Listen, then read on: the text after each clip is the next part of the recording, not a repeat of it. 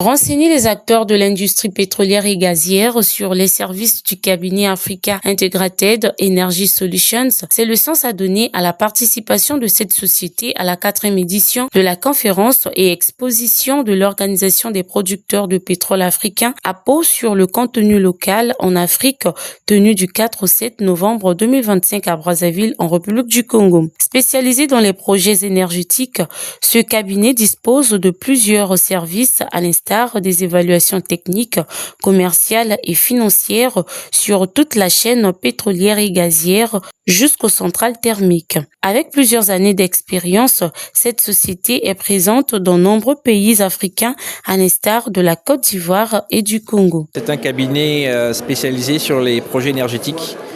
Nous fournissons une évaluation technique, commerciale et financière des projets sur toute la chaîne pétrolière et gazière jusqu'aux centrales thermiques. Nous fournissons de fait, nous permettons aux décideurs des entreprises, qu'elles soient du secteur public ou privé, de prendre une décision informée, techniquement, commercialement, financièrement. Et une fois qu'on a fait ça, on apporte aussi des partenaires bancaires que nous conseillons autrement pour que ces partenaires-là puissent eux aussi venir en financement de ces projets. Donc voilà, donc c'est un peu une solution intégrée, d'où cette notion de Integrated Energy Solutions. Conscient des enjeux climatiques, Jean-Philippe Attier, partenaire associé de ce cabinet, estime que les énergies renouvelables sont essentielles pour le bien de la planète, mais aussi pour la multiplication des sources d'énergie. Il indique qu'aujourd'hui, le consensus, c'est permettre à l'Afrique de développer ses ressources, notamment gazières.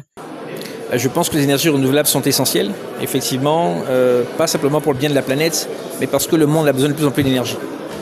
Vous prenez, l'Afrique fait partie de ces territoires où il y a de moins d'énergie disponible finalement pour les ménages, pour les entreprises, et cela freine énormément notre développement, tout simplement.